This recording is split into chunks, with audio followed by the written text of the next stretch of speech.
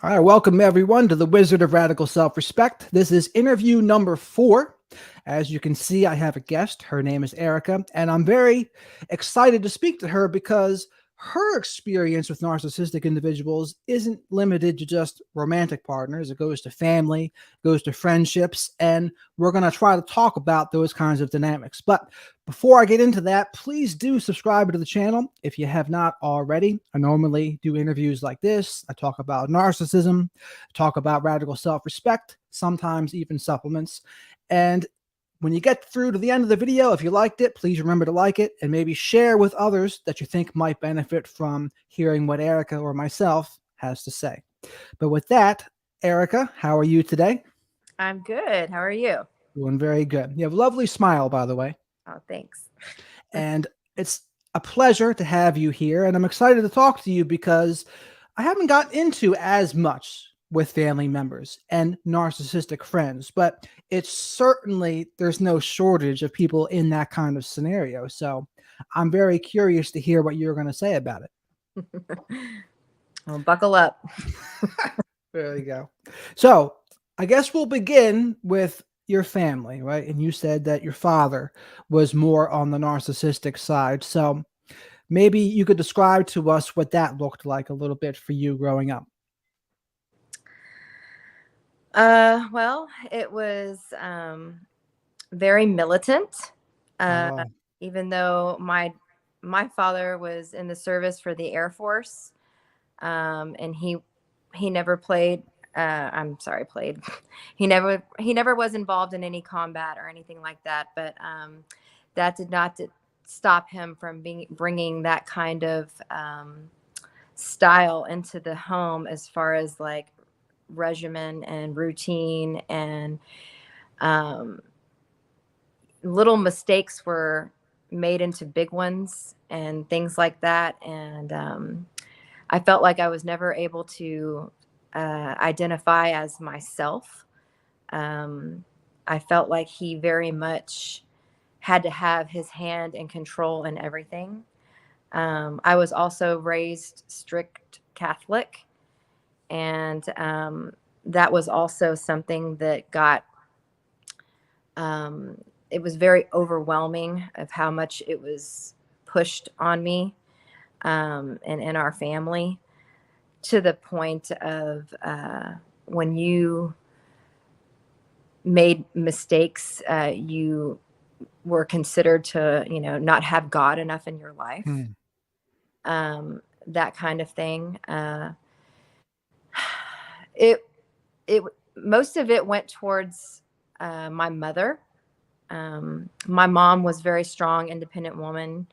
She was a police officer here in Houston, and was one of the first deputy sheriffs, females, to patrol on her own in the 70s. She had a really awesome, prolific career. That was something I think that her and my dad were always butting heads with, her having that type of role. Of course, that's what he signed up for. So I don't know why they even got married, to tell you the truth. Hmm. But I think he took a lot of his frustrations, and the competition was always high, I think, between the two of them. My mom definitely had, the job, a man's job in those days, for sure. So there was just a lot of belittling and control, and it eventually turned violent between he and my mother. I witnessed a lot. I have early memories, even 3 years old, of my dad holding my mom up by her neck against a wall, and all I can remember is her feet kicking in her nightgown, like moving back and forth. And I just remember those feet being kicked. I think I was about 3. Hmm. And Okay.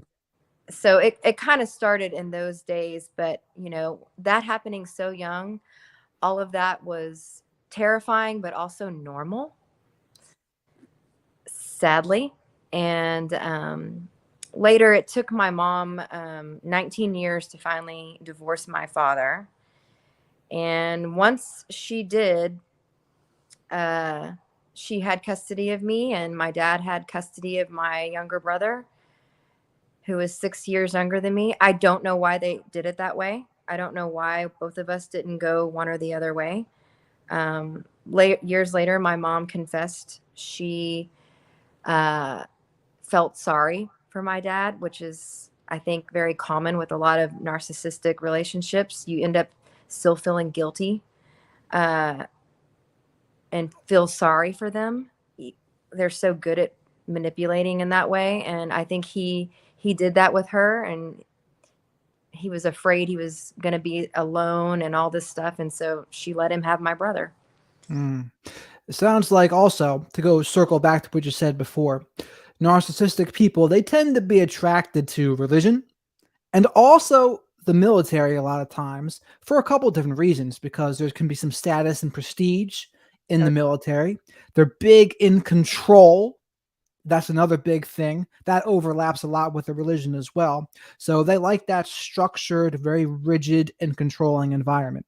And you mentioned something else that reminded me of my own upbringing, which was turning the molehills into mountains, where even the smallest of mistakes, like spilling a glass of milk somewhere, is treated like an atomic bomb yeah. and the end of the world, a major blunder. And that all contributes to the energy of having to walk on eggshells a Yes. little bit, because the second you do something wrong, they'll jump down your throat. And Yes. it just makes the people in that environment, it's a very uncomfortable feeling. And here's a question for you. Were they that way with other people too? Or were they a different person in public than they were in private? No, it was very private. Any of the outbursts and yelling and the constant. My dad was also a football coach and a teacher, so perfect for a narcissist. Mm, Yell all day long at athletes, and he did, and he would also use that voice at home. And but as far as like being around friends and family, he was the life of the party. mm. I So know narcissistic people, they love the student and teacher dynamic, where they're the teacher, they're the one that's in charge. So him as a football coach, him in the military, that kind of fits right in. oh yes. Now, did he have like golden childs, lost childs, scapegoats, anything like that? uh Not really in the beginning. It was mainly my mother was his focus. It eventually switched to me. Um, because my brother and I are 6 years apart. That was just kind of night and day. I was always in a different school and age group than my brother. So by the time I got older, after my parents had split, um, my dad offered for me to come live with him when I was 15. And my mother took the opportunity to go ahead and allow that to happen, even though she probably knew better and should have known better. But for me, they kind of dangled the carrot, if you will. My mom and I were cramped and living in a small apartment, and my dad had just purchased a house. So they kind of presented it both like, well, you'll be in a nice big home, it's safer, etc. And really, I didn't realize this at the time, but I was going to become the built-in babysitter. Mm, My dad convenient. needed my dad needed someone to care for my younger brother, after school while he's doing football games and track practice, and not going to be home until late. And I would have been the perfect, you know, young 15-year-old girl to be at home with, Right. you know. 'Cause I've seen, like, with a narcissistic father, I've seen it go both ways with their daughters, where sometimes they'll be like the little princess, daddy's girl, golden child, spoiled out the wazoo. And then I've also seen the opposite a lot of times, where it's the belittling and you're no good. Why don't you do this? Why don't you do that? Why can't you be more like so and so? And those are the two dynamics that I see that are the most prevalent. So it sounds like you were the latter. of that. I wish I was the other one. That would have Right. been a whole lot easier. I probably wouldn't be sitting here as damaged as I am because of the way he saw me. Right. So he saw me as a challenge and as a threat, because I ended up very much being like my mom. And I definitely stood up for myself, and I talked back. And to those types of people, that is just no holds barred. Mm, You're gonna lose. yeah. And that's when I learned that he was more than capable, and more importantly, more than willing to physically prove me wrong. And I learned real quick, you know, that he would have gone to any length Right. to prove a point. Yeah, like he did with your mom too, and then he started doing that to you. Yes, but I think during those times it was just so much more heated, because I had become of age and started just, I looked like my mother, I sounded like my Mm, mother, probably had sass like my mother. Um, and at that time, he hated her because she had divorced him mm, only a couple years prior. And in his world, you he does the leaving, not you. So I was very much public enemy number one, and I didn't even know it. I really just didn't even know that he saw me that way, even though in his fits of rage he would call me her name. So I mean, it was a clear cut sign. But a 15-year-old, you can't you can't really process and understand those types of things and what's happening during that time. It's too much. right. What were the fights mostly about? It would mainly start out as something as simple as just a disagreement. Like, no, I don't agree with that, or whatever, or like, no, you're not going to do that, and just me objecting, or whatever. And then, you know, he would he was always first to, raise his voice, and so it became par for the course for me to fire back. Mm. And if I did, then it would often turn physical, like just real quick. um I can remember one time, I think it was a Friday night, and I was eating some McDonald's I was sitting on top of our kitchen table, and I jokingly said, don't be such a dork. And like, I think I was going to take a bite, and before I knew, I can I imagine. found myself on the floor. Uh, And and like literally using my chair as like protection at that I point, get it. because it I've was a full-on attack. Like, once wasn't going to be enough to satisfy what I had caused. Right. There's little small narcissistic injuries in my experience, like being called a name or like a small slight. They're the things that really piss them off most of all, in Yes. my experience. And Yes. then he would try to do the bullying and intimidating tactic when you would challenge him, because any Yes. kind of disagreement to them is kind of an extension of criticism in Yes. their mind. Yes. So they'll take it very sensitively. And then you'll see whatever narcissistic adaptations that are their favorite go tos. Maybe play the victim, maybe belittle, maybe act grandiose, maybe just be extremely controlling, bullying, or in his Yes. case, physically violent. And Yes. so that's when you pressure them, that's what you see. You find out what's on the inside of them. And for the kids in your scenario, I see it go one of a couple ways.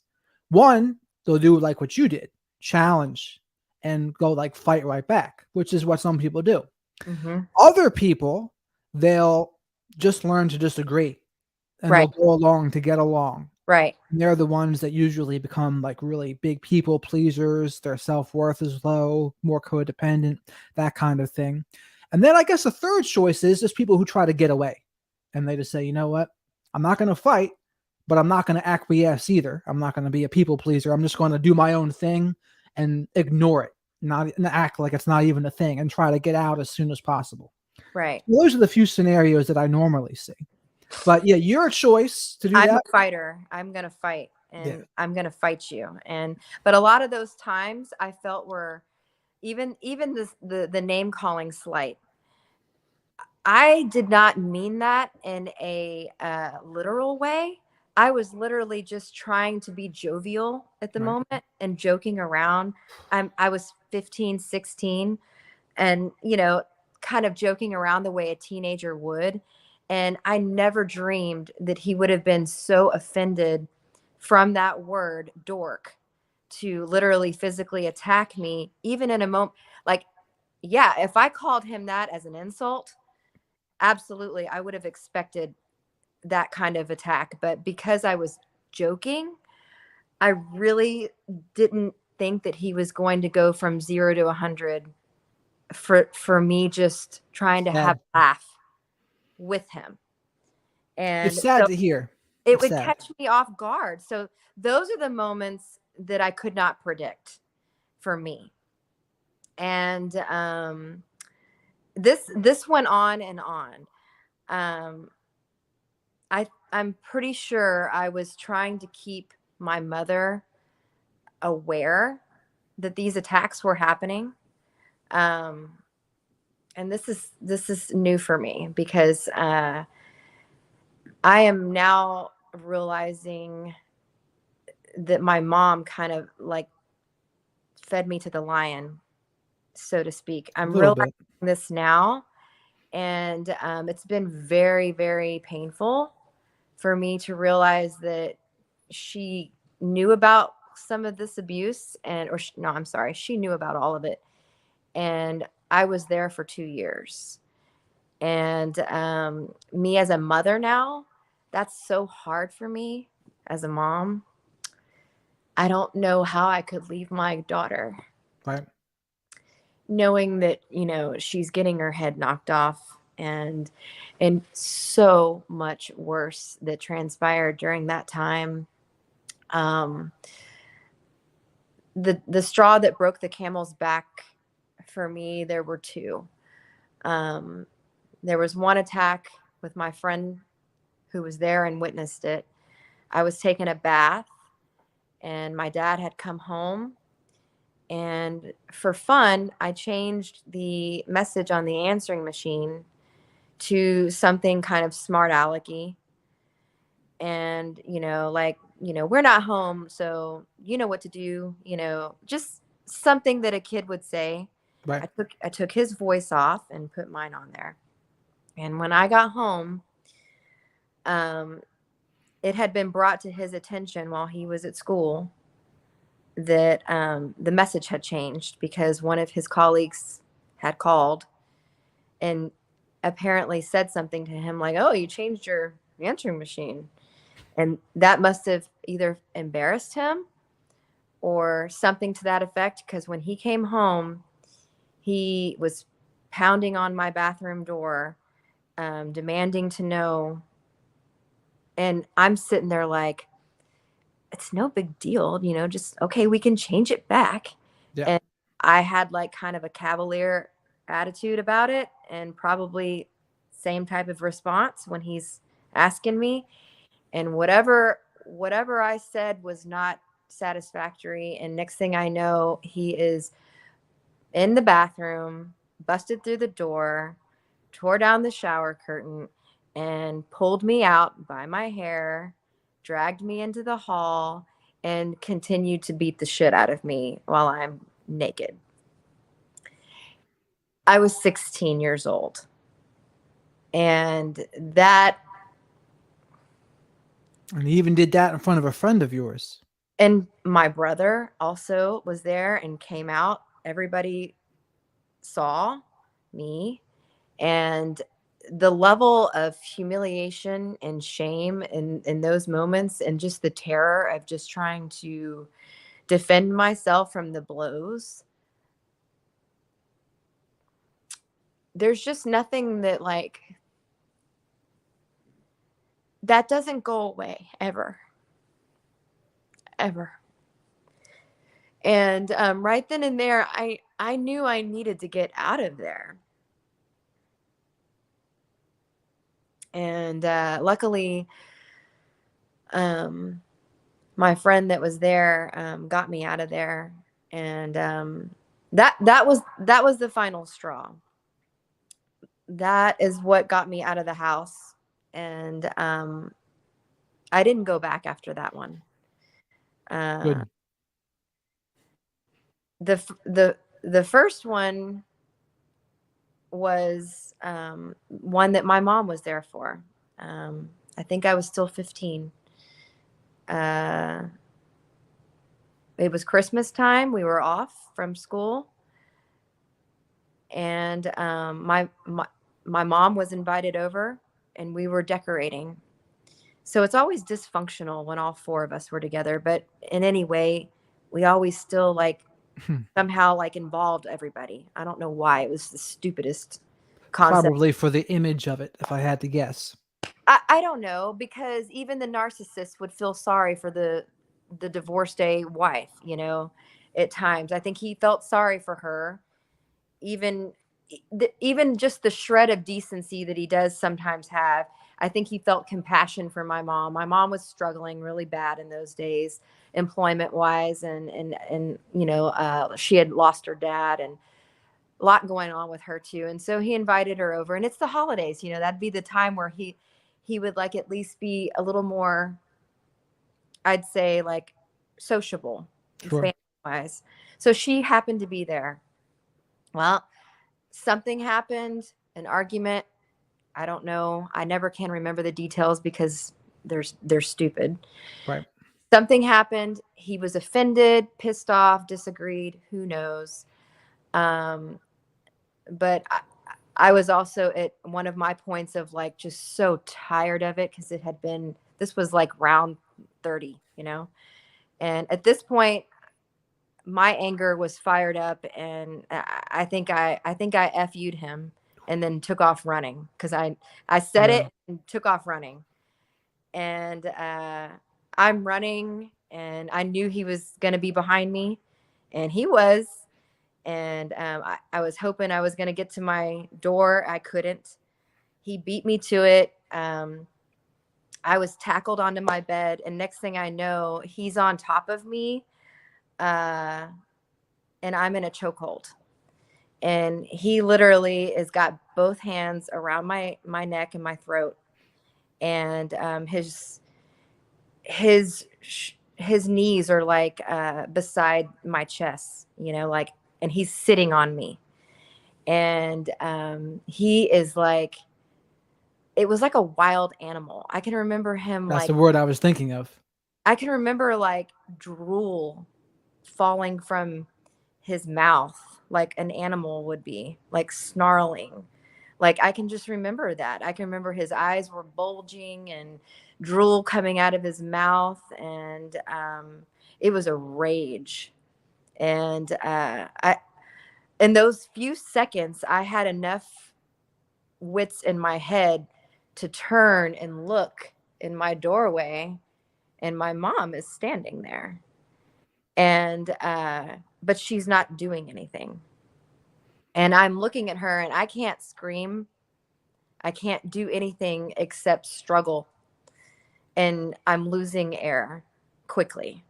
And then I'm at this point, I realized that this is it, and I could feel my vision went black, and I was out. And the next thing I know, I come to, and he had released me, but he's still just kind of right there over me. And but that was it. The moment was over. He stopped himself. And is your mom still a cop at this point, or is she not a cop anymore? She's not a police officer anymore. Not a full-time one. She was working a security position, like as a police officer, for a for an apartment complex. So she very very much so was still connected to law enforcement. Sure. And that's something I struggle with to this day is her 20 years in law enforcement. Why the fuck did you stand there and allow that to happen? Yeah, something seems like it was going on her side of it to tolerate all of that. Like like she maybe compartmentalized where she was strong in certain areas, but then maybe it sounds like not too much in She other areas. she said that she froze. She said I froze. She said I was in shock. I froze. I think she even said like it reminded her of herself against him because he did go for her throat a lot. Right. I remember. And the fact that I think that he did that night was almost, I think it just took her back. And I Sounds like it activated her like PTSD or CPTSD or something like that. 1000%. But the problem that I had with her was I'm like, you got to go home that night to your apartment or wherever she was living where you were safe and Right. he's not a threat to you.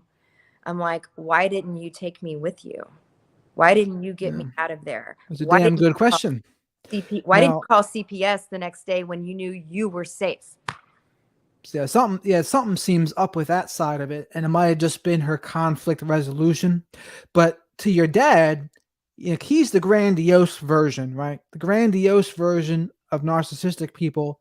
They're the ones with like a hairpin trigger, and they're the ones they're going to be like animalistic and raging like that Well, when but even Jared, I small will tell things you happen. this though.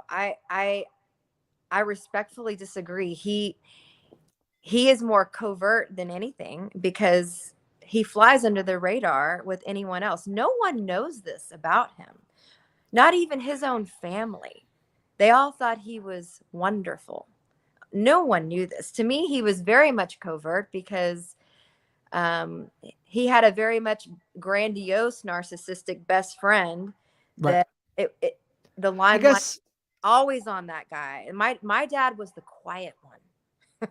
what seems like he was covert in public, but Yeah. then when he felt comfortable at home, the suppressed rage Oh and yeah. more grandiose side would come out. Now, Correct. generally, what I would consider a covert tactics are often more subtle, unless it's more like there could be silent rages a covert would do, Yeah. or like playing the victims or fishing for compliments, stuff like that.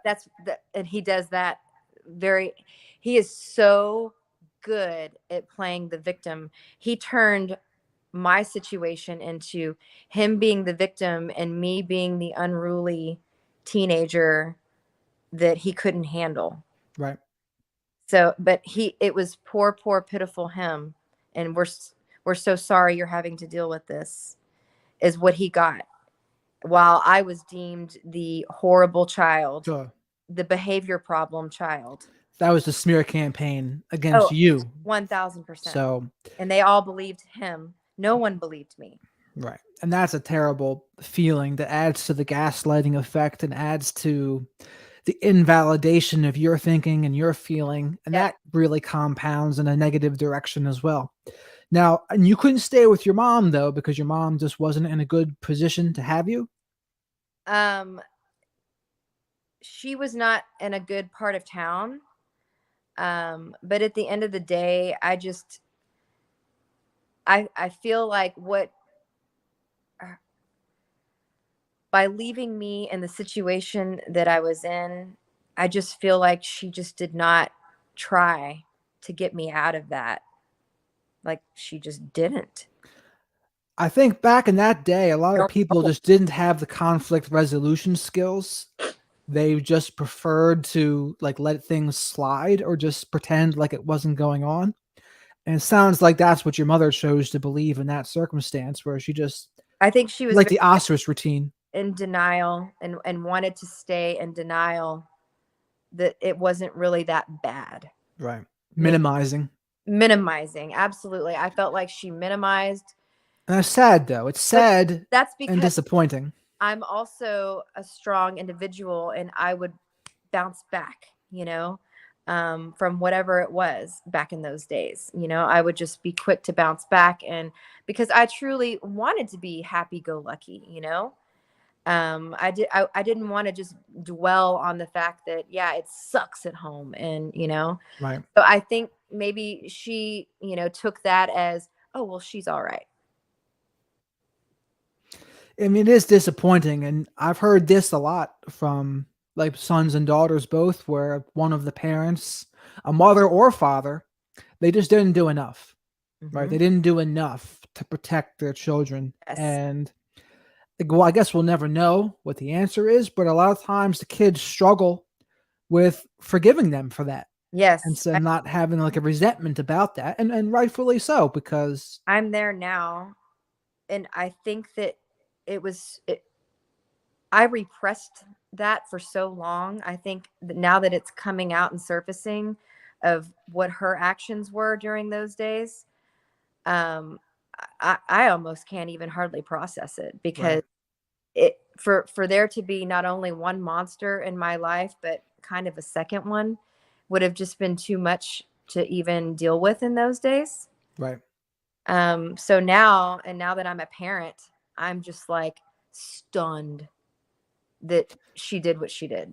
And that's what people say too, is that as they get older, they see the behavior as worse. And like, Yes. oh my goodness, how did they even do like your father's behavior seems worse Yes. and your mother's behavior seems worse. Yes. And it sounds like they played, they both had a little bit of dysfunction there somehow. Yeah. And, your dad's much more overt, Yes. but your mother's seems more passive and by inaction was the thing that she didn't do. Now, have you seen The Sopranos, for example? It's been a long time. So Meadow Soprano, Tony Soprano's daughter, Yes. that's kind of how she would see her mom too. Like she knew her dad was out of control. But Yeah. ultimately, since I guess she was closer with her mother, she blamed her for sticking it out and staying in the situation. Right. And it's kind of similar to that, is what you're saying right Yeah. now, that it reminds me of. Yeah. So I guess, in a situation like that, I guess what I would say to somebody is try to look at it in a way that best helps you today, however that is. And like, I don't know the status of your relationship with your mother today, if you still talk and whatever, but It's very much it's kind of become, I've set new distances and boundaries between us, right, just for the simple fact that it's been harder to get along with her over the years. And now that I'm coming into this part of my healing journey, I've had to step back from her even further. hmm. Now I guess, have you cut off your dad too? I'm thinking. 2 years ago. Yes. So you still did talk to him through adulthood a little bit as well. Oh yeah, he wanted to be around once I had children, and he kind of made that, very much known, and he was very proud to be, a grandfather and all that. And so Sure. I allowed it. Hmm. I allowed it, and but to a degree, anytime that he overstepped, there was a couple of times where I would cut him off for 2-3 months at a time for overstepping in my home. And Sure. you're not gonna do that in my house. You're not gonna speak to me that way in my house. It was brave of you. Well, no, I was always very much like, the ball's in my court now. You don't have any control here, but I will allow you to be here. Right. You want to be around my children. Strong boundaries is, it sounds like, what you had. So you had And the ability to be assertive. thankfully for the man that I married and had my children with, I would have never had the courage or the strength probably to do that. But he and I have a good foundation, and he knew about my past, and he's like, I'll support whatever you want to do. And I'm like, I'm going to do this, but I'm definitely not going to take any bullshit. Sure. I've So heard a lot of times the narcissistic parents, once they turn into grandparents, they treat the grandkids much, much better than they ever treated their own kids. they do, but I will say that there was always that fear in the back of my mind that once my children get old enough to start like maybe talking back or not being so agreeable, Sure. when being told what to do, etc. I feared that he could snap back into Sure. that same. So that was always a fear of mine. But fortunately, you know, I cut him off when my daughter was turning 10. So we're just kind of right in those days where the children are. She's 12 now, and my son is 10. And now they're definitely to that point. So, and he wouldn't dare. I'm like, Well, now that you have a husband too, like there would be more consequences for oh, him if he were to try something like that. absolutely. And I think he was probably hyper aware of that, and he should have been.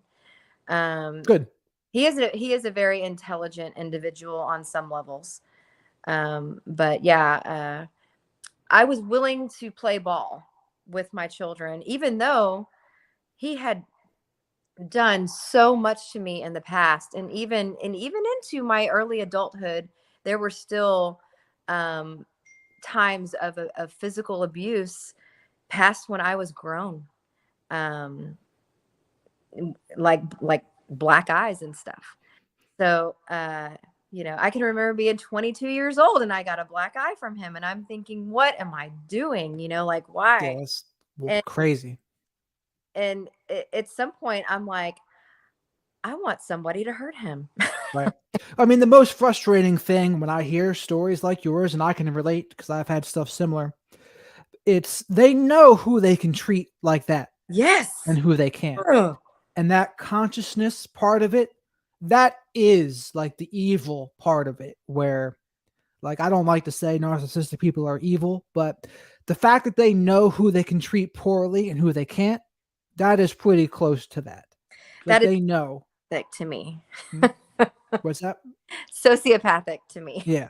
So they know they wouldn't do that in a setting that would hurt Oh, their image or how they're perceived in their social life or their career life. But when they think they can get away with it, and they knew maybe he knew your mother wasn't going to really step up and do something to save you or help you, then he's like, yeah, sure, I can do this. yeah. And the consequences won't be that much. Yeah. He was pretty bold. We were on vacation, and we were going to meet up with another coaching buddy of his and his wife and their kids, and we were going to be out on a boat, on a lake, and I had a black eye. The next morning, and my eye was like swollen shut, and I'm like, and he says, we can all pack up and go back to Houston. Um, he's like, or you can just tough it out and stay. He's like, but if we leave, you're gonna ruin the vacation Blaming you. for your brother. You're gonna ruin it for everybody. And that worked.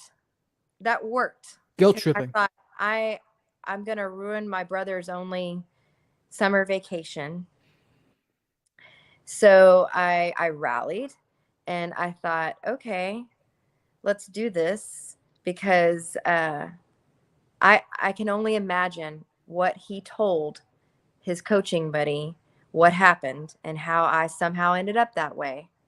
I have no idea what was Yeah, I told, wonder what they were thinking as well to see but you like that. I guarantee you, when they saw me, whatever he told them, they knew better. And You would think so. because They I'm would, sure he told them that it was some accident. sure. The But my old fell into a doorknob yes, story or something. some accident happened, he explained. And they never questioned me, but they looked at me.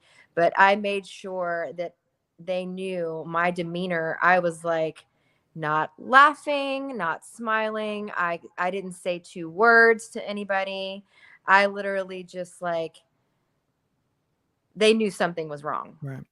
And And this is all part of the toxic environment too, right? Where wanted them to know. I wanted them to wonder, and I wanted them to think that even though they weren't going to say anything, I sure hoped that they were like, "Oh my god, she didn't get that however way he said it." it's scary to think that, like, I would like to think today it would be much less likely for someone to, like, let another person get away with that with their daughter.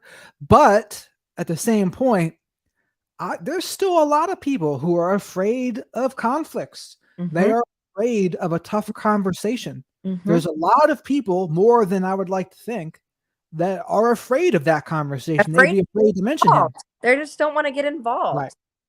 And they just don't want to be involved at all, even though they may feel horrible. And I'm sure that Cowardly. It's cowardly is what it is, though. it is. And I am pretty sure that their friendship, as far as I know, I don't think that he ever had any contact with them after that. And I'm like, So they knew then. oh yeah, I'm pretty But sure why they weren't stupid, and they had children. The wife was actually my golf coach in high school, so she personally knew me. and So, to think though, they still didn't do much either, though, right? Like anyone, but it's hard for me to imagine. I was also a grown woman. I was 22. You know, Yeah. I wasn't like a minor where they, Right. So there was that It's going. still bad though. It's still Yes, clearly still yes, bad.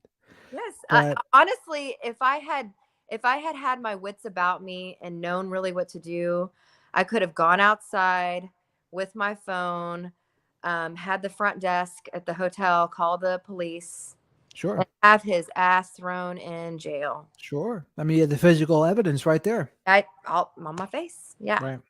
And But people don't think of it though. When they're in this situation, it's no, like things get overwhelming I and don't know why you don't think to protect yourself, or what your rights are in those moments, like what your rights are and what you should do in those moments. I had every right to call and get authorities involved, and that definitely would have put a damper in his career. It would have put a spotlight on him. He would have for sure gone to jail, and I would have pressed charges, if I had had the right people around me. I think that's really the only kind of thing that would get to them.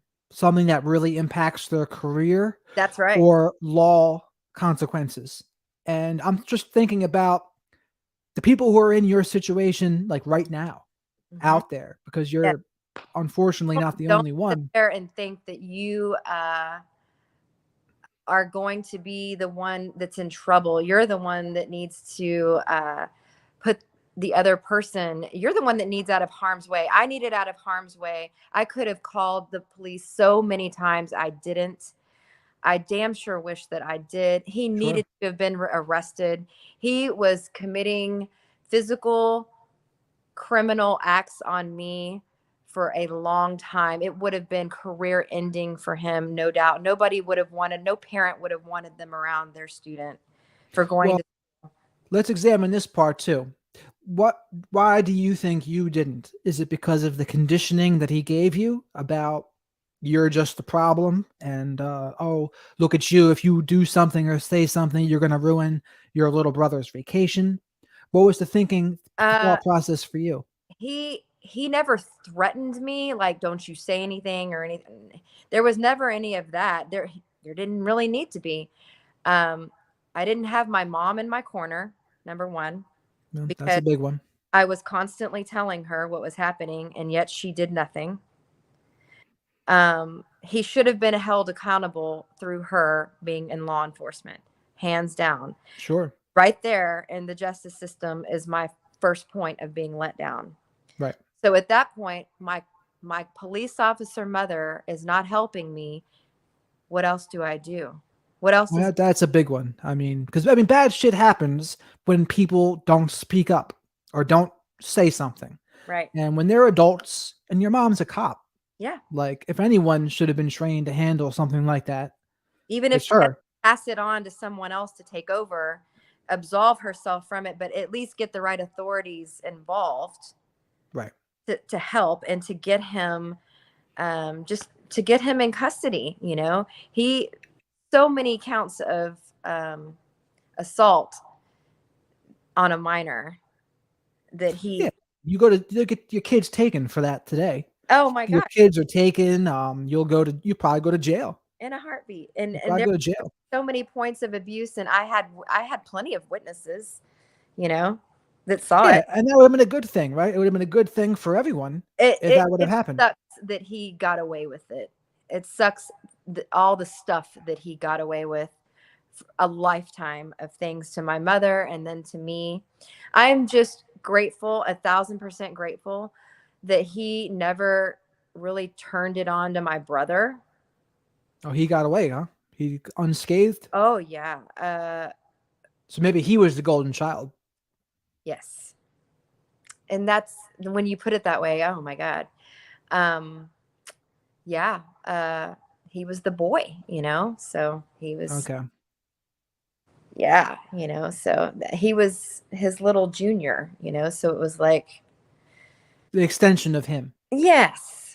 And, and even though my brother, had his difficulties, and once I was long gone, I know that he had some definite difficulties with my brother. My brother, smoking pot and getting in trouble for it, wrecking cars, getting arrested for pot, all kinds of stuff like that. I never did any of that shit or got in Right. trouble for it. Now, let me ask you this. I know sometimes narcissistic parents, they'll love bomb like the infants into toddlers. When they get a little older, there'll be a little bit of a devalue. And then by the time they get to teenagers, it could be full on abuse slash discard because you now have your own voice. You're not Yeah, just like looking up to them as the king or the queen or whatever, their correct. hero. But now that you have your own voice, then they really cycle you through those stages. But have you seen that kind of pattern play out? The love bombing of the infants, Uh, devaluing as they get a little older, and then when yeah, they're like teenagers? yeah, for sure. Definitely. That fits him to a T. Uh, it's honestly been so nice to have these 2 years to put a lot of things in perspective with him being gone. Um, he's done whatever he can to try to get me back. Uh, we've tried exchanging letters. That has gone horribly. Hmm. His letters are almost, um, just they sound like they're from another time, or they almost sound like he's writing to a wife. Hmm.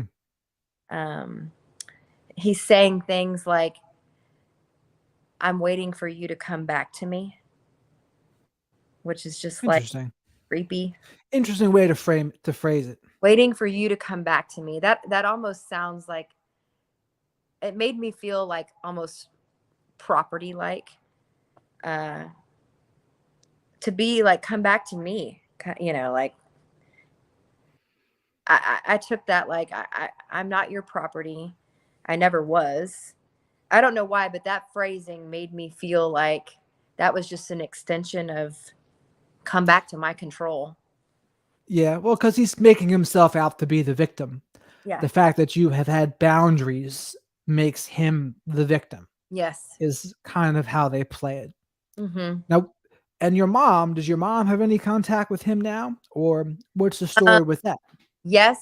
Uh, Intermittently, whenever she has my children are visiting her, there's been plenty of times where, unbeknownst to me, she will arrange for him to come and see them, and That's wild. that has pissed me off. Yeah, that's pretty sneaky. It's sneaky, exactly. Sneaky and sketchy. And I'm like, I don't like it. And she wants to shrug it off like it's harmless. He just misses them. And I'm like, I don't care. They're not your children. Sounds like she's still in a trauma bond a little bit Oh, herself. 1000%. Yes. Because all it takes is for him and her to have words, and then she's right back at being angry at him, and I don't want to see him again. And then, later on it kind of mellows out, and then, they both end up feeling sorry for each other. Yeah. So the care taking, I guess, is what that would be. They have both remained single since like 1992. I think it's interesting to note how you said, like, your mother was a very strong, independent woman, but even the woman who's like that can still be susceptible to this. Oh yeah. Can be susceptible. I think that's important to note as well. Yeah. And I mean, because your father, he seems like the blatant bad guy, right? Or clearly like the one, if they're going to physically abuse you like that, for sure. And what's frustrating about that is how they were not acting that way in public, and they were just able to go through the motions and get people to not see under their mask. But then at home, monstrous. Oh God. Yeah. Monstrous. And he would be, very selective as to who he would do that in front of. It kind of didn't matter if I had a friend there, or my friends called him Psycho Tom. The ones that witnessed. It's surreal. The whole thing is like surreal when you really think about it. My friends were terrified of him, but and laughing and joking aside and stuff like that, they would call him Psycho Tom when we would joke about it later. But yeah, he never really was afraid to do something in front of one of my girlfriends. That is surprising. That's surprising. And I don't know. He threw his cup of coffee in my face once, and in front of one of them. Very bold. That surprises me, because often they'll behave a little bit more when there's the potential for other consequences. I was good at triggering him. Well, I mean, and I was 17. And we were on vacation again. He's like a big kid. When someone has that kind of hairpin trigger, it's just like a big kid. He's a big kid bully, and when he doesn't get his way, it's like, yeah, idiot. Like they're 5 years old, like they're 5, like they're 7. Then there is no difference, right? And the problem is they're an adult. But he never really quite reacted to my mother that way. He just had a special way. I don't know. I had a special way of igniting whatever that fuse was with him. Interesting. Therefore, it was almost like he just could not control his actions. It didn't matter who was around. That's why I felt like he really had strong potential to go all the way with me and kill me. I really did fear for my life, at one point when I was under his house and his rules. I for sure did. But, once I got away from him and still had to see him, and, I still went along on family vacations whenever I was invited. But even though I didn't live with him anymore, it was still easy for him to, do stuff to me. It didn't matter, that I didn't even live with him anymore. Right. He still had that reach. So he was the abusive variety, the physical abuse, emotional abuse, but I guess no sexual abuse, I guess. No, I think I'm pretty grateful that wasn't in there.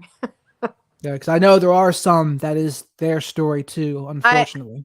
And good God, I'm, that I can't imagine that being added to the laundry list, because, oh my, I don't know that I would be a functioning person today if that was all. Yeah, it's a lot. It's that what you went through is a lot.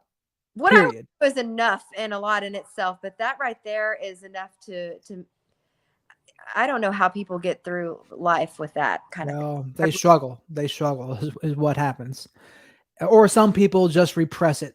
They'll repress it and act like it didn't happen. So they'll have this kind of flat affect to them. But it's out sooner or later, and it does. Yeah. Or they become the narcissist themselves. Right. Because you mentioned earlier about how, like, the golden child, the person who's praised and spoiled and whatever, that daughter, that it might seem easier in the beginning, but that person is much more likely to be the narcissist themselves when they're pedestalized like that. I see that side of it too. So in a way, it was harder for you but you're not the narcissist now yourself, No, which maybe could have been the case it, if. yeah, if I had been the one that was spoiled and stuff under that kind of parenting, yeah, I can see where that would definitely make somebody, because you would have seen it as a normal good thing. Sure. Yeah, no. And my brother, thankfully, um, he has, I would agree with you. I would say he has narcissistic tendencies, but my brother still has too much of a soul Good. to be Good. a full-on narcissist. And no, he's definitely not. He's definitely hard-headed and stubborn, but he's definitely been brainwashed from my father. The, Sure. the first year of my split with my dad, my brother tried hardcore to get me to come back. Oh, he's recruited as a flying monkey by your Oh dad? yes, he's and he kind of still is, but my brother is just so uh, overwhelmed right now with his job that it's kind of put my dad on the back burner. Thank God. Right. One good thing to mention here too is that there's a lot of people that have defects, shortcomings, even narcissistic tendencies, but character is one of the big things that really separates it from the people who are just more monstrous with it, right? A little bit of character can go a far, far way. And a lot of character, to me, that's a choice. Like you can choose, okay, you might get this rage, but what are you going to do about it? Are you Right. going to choke your daughter over it? Yeah. Or are you going to try to go to the gym or do something on the healthy side to get rid of the rage? The choice, that's the character, Right. right? And a lot of people, unfortunately, they'll just go straight to red, and then there is no stepping back, there is no nothing, and they're just gone. And Mm-hmm. it's unfortunate, but it's important to see that that's how some people are. Yeah. Some people are like that. Sad. Yeah, I mean, there's like when you do what I do, and when you've been through what you've been through, there's a lot of wild people in the world. There's a lot of wild people that have been through all sorts of wild things, and it's really a miracle when you think about it, like how like the world goes on somehow, like with all the people who are so wild and crazy, yet they still show up and they still like go to work and they still take care of their responsibilities. Like that's a lot, It is. as especially when they've had to go through so much. But so you dealt with all this in your upbringing, Yes. and when you started dating, did you find yourself attracted to guys that reminded you of your father, or was it more like the opposite, where you wanted to find anyone but him? No. I wouldn't say I was looking for that, but Sure, sure. unfortunately, I ended up, yes, in a relationship where it was someone, not identical to my dad, of course, but there was a lot of it was a lot of emotional abuse, and he very much made me feel unimportant, and uh, I didn't realize how similar he was to my dad until kind of at the end of it, sadly. That makes sense. There's um, similar baseline traits that maybe presented themselves in a different way. and even reflecting on it now, it's even hard to, because it's been so long. Gosh, that was 2005 when that ended. Um, I walked away from the altar like 2 days before. Uh, Oh, you did? I did, and yeah, I think I realized that I was no longer in love with him to commit wedding vows. I loved him and cared for him because it had been 6 years, but I was no longer in love with him, if that makes sense. And I think it was just a reckoning, and I realized it. And if I'm being totally honest, I broke out in hives before the wedding, and I had red hives all over my chest and neck, and I told my mother, I was like, oh my God, I can't look at this. How am I supposed to walk down the aisle looking like this? And she said to me, your body's trying to tell you something. Oh, smart, wise. That right there, I woke up out of my trance that I was in. So that's important to know too. You were in a trance, quote unquote, I was for like 6 years. going through the motions. I was just going to, have him make an honest woman of me, so to speak. I And see.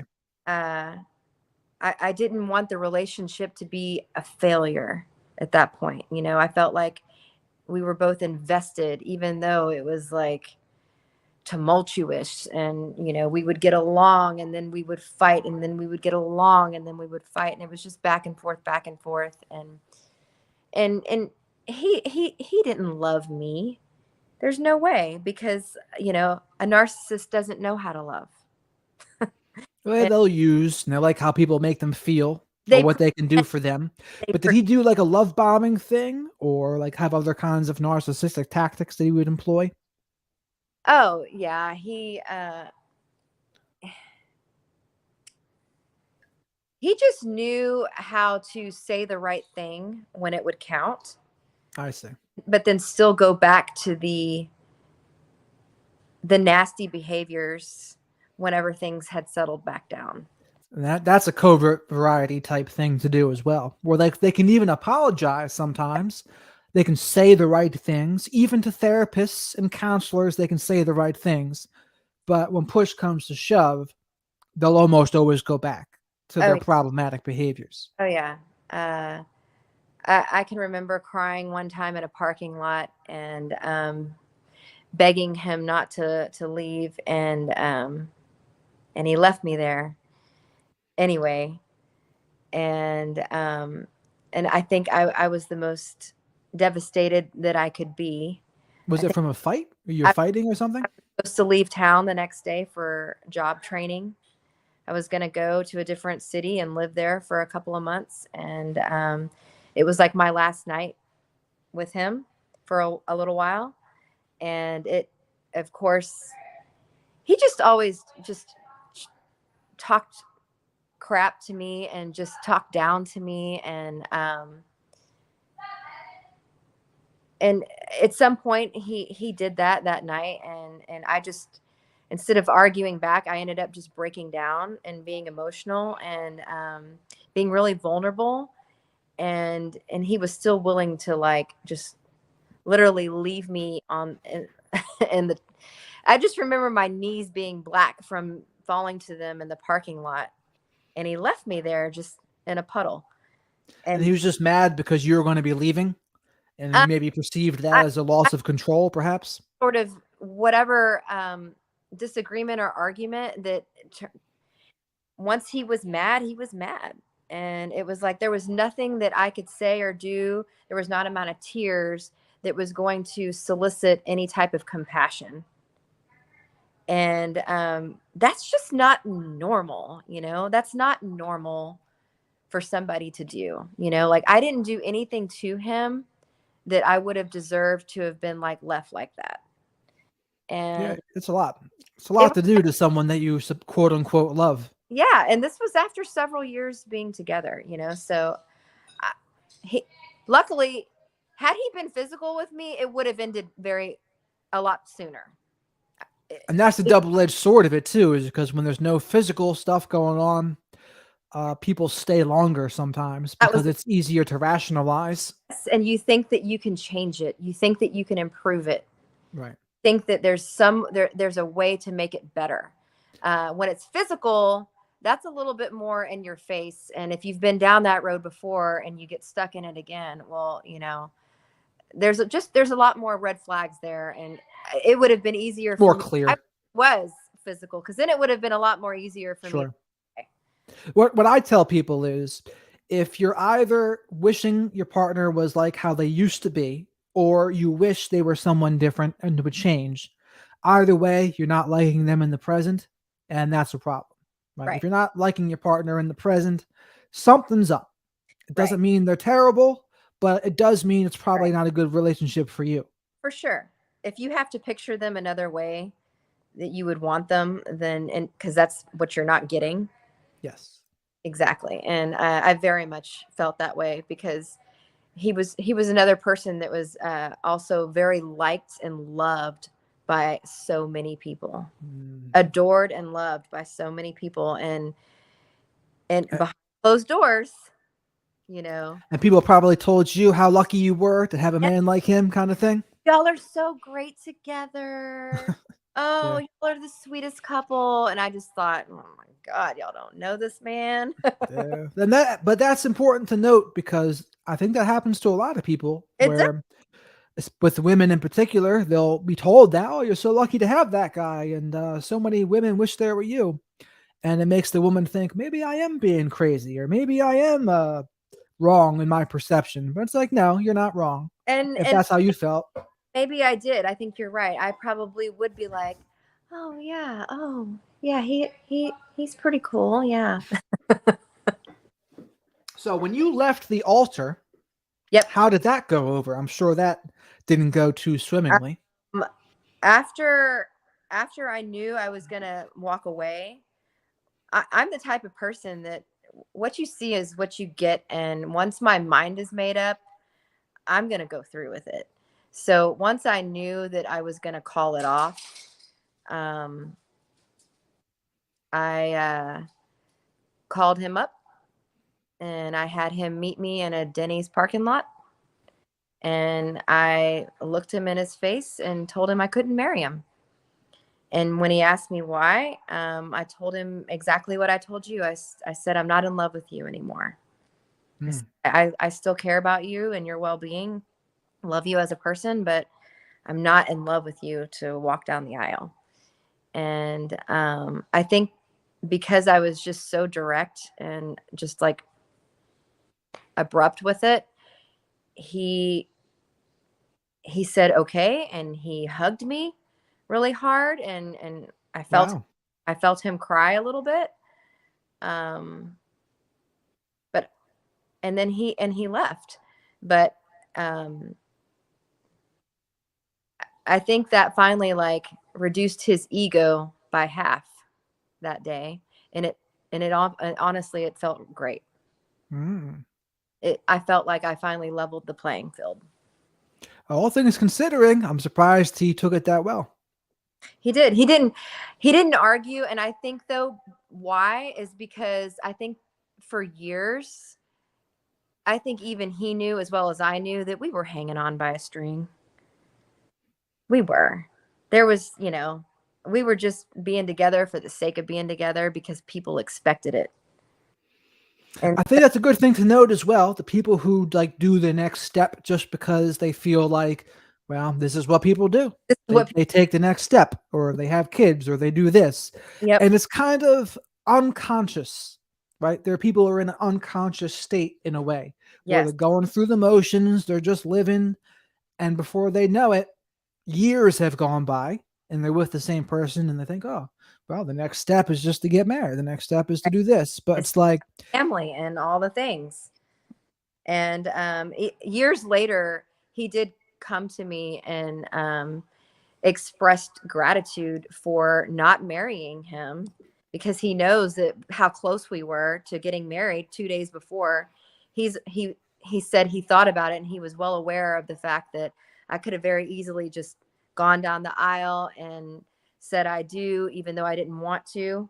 And he basically thanked me for calling it off and not having us have to go through the heartache and the divorce, divorce that or, whole or headache. child. Yeah, Like that too. I think there would have been fast plans for kids Most based likely. based on how long we had been together, for sure. I was 24, so Oh, yeah, so from 18 to 24, you were with him. yeah, That's a long time for that age, Yeah, late teens to early 20s. that's all your 20s, that's your last of your teens and your 20s, and when you're like figuring things out, and I spent it, in a bad relationship, and the only regret I have on that is just not ending it sooner and having it drag out the way it did. But other than that, to say that I didn't learn from it, I absolutely did. Good. I knew what I was going to put up with and what I wasn't going to put up with going forward. And I literally met who I'm married to now. I met him 6 months later. Nice. There you go. And that has been a good, healthy relationship so far. Oh, absolutely. We've been together 17 years, and we met on the airplane in Houston. He's a pilot. I was a flight attendant. Ah, okay. Um, it was kind of history from there. And he was kind of I wouldn't say the opposite of what I would have gone for as far as men and dating, but he was definitely different for me. And I guess I was just like, I knew that I was going to be with somebody a lot different than what I was accustomed to right away. He just the level of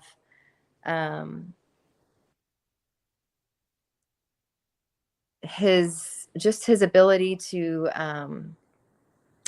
it's hard to put into words. Gosh, it's tough. He was just so charismatic, but in a way that was almost so old school. I mean, I felt like I was dating someone from the 50s, just like an old school gentleman, but that somebody my age, and just it was just very impressive to me how well he treated me from the very beginning, and just so much respect and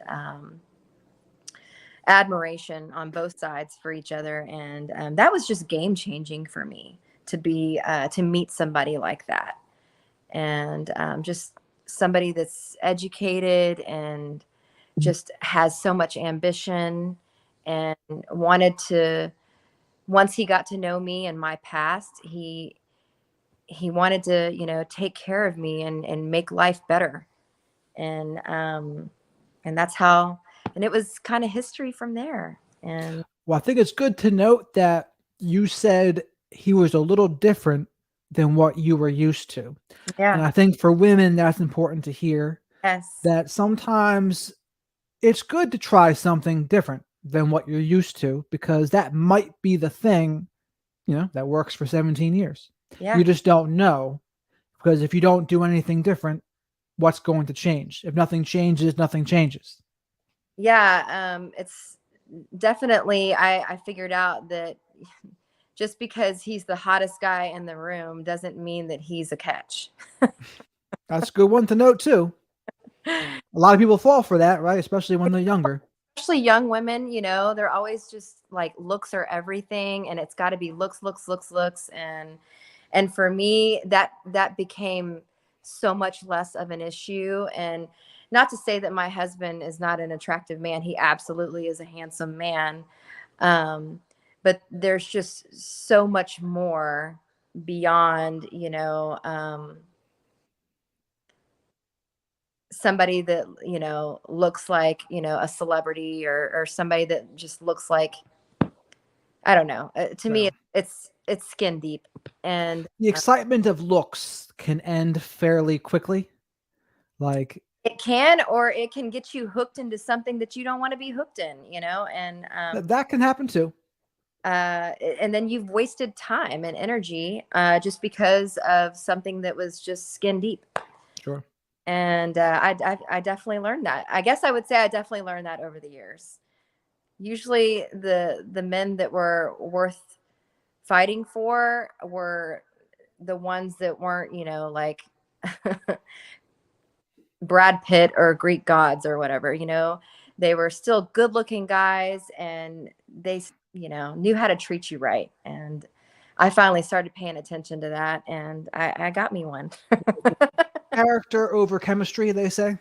Yes. But however, you can get both, you know. Sure, I, sure. I I definitely don't feel like I'm lacking on either one of those. Um, you know, the more chemistry that I felt like I developed with him, the hotter he became. There you go. I mean, that's important to know too. Yes, absolutely. And women need to pay attention to that. Chemistry is everything. And if there's red flags in the beginning with personality, don't waste your time. Oh my. Well, before we go on to the narcissistic friendships we mentioned in the beginning, I would like you to share some of what's helped your marriage work for 17 years. What would be your suggestions to someone who is in their 20s, early 30s, or mid 30s, whatever, about like making a marriage work? Well, first off,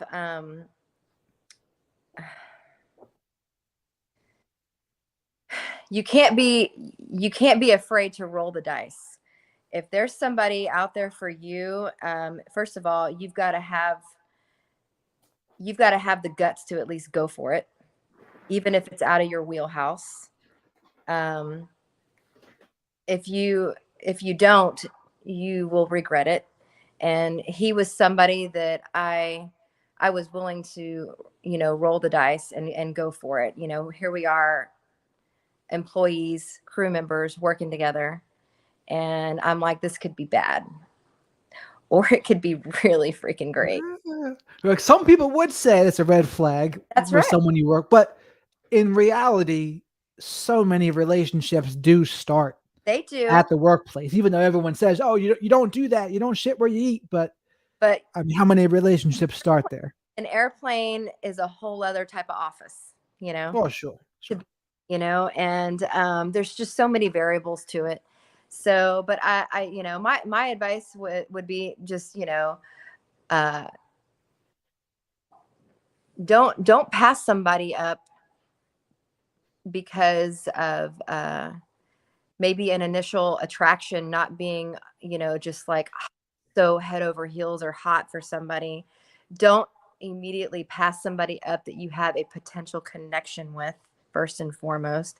If you talk to somebody and you are genuinely enjoying that conversation and they are paying attention to you and looking you in the eye and they are giving you their full attention, that is everything. And pay attention to that.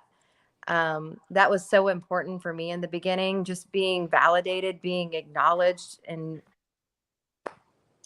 and also, I guess what made it work for us was I was never the type of person that had him on a short leash, so to speak. If he wanted to go and do, work on music with somebody in another town, I don't know. I was just very free with how we were in our relationship. I never held him back, and I never felt like he held me back.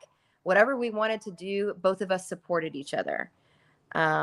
If he wanted to go have a jam session with buddies, even though I hadn't seen him for 4 days, I'm like, yeah, you go do you, and I'll see you in a couple days then, and where I think a lot of women end up being so insecure and so selfish with what their needs are, that will drive people away. So confidence is everything. Be confident, love yourself, because if you don't, you're a shitty partner for someone else. Well, it's like they say, right? You got to love someone in a way so that they feel free. Hmm. Or like the other quote, which is, it's like a flower where if you pick the flower, it's no longer what you loved. Mm. Love is about appreciation, about not ownership. So what you're saying there reminds me of that. And I think men do that too. Men, they try to control their partners as well. They want to It stop them from living their best life, whatever. definitely goes both ways. I absolutely agree. And I think that neither one of us do that with each other. So that's been probably, and there's no secret to that. That's been our way of getting to success It was trust. is trust, and just not being overly clingy and needy with each other.